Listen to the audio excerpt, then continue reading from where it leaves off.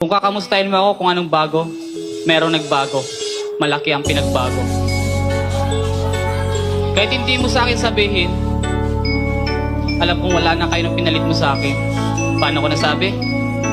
Kasi tatayo ka ba dyan sa harap ko para magsisi? Hindi ako nandito para tanggapin ko ang iyong sorry. Nandito ako para ipamukha sa'yo na mali ka hanggang huli.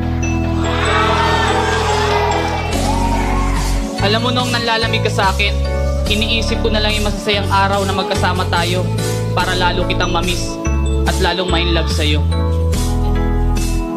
Kapag nakakakita ako ng ibang magaganda, iniisip ko na lang, mas maganda pa rin yung jowa ko. Never ako nagloko sa'yo kahit marami nagkakagusto.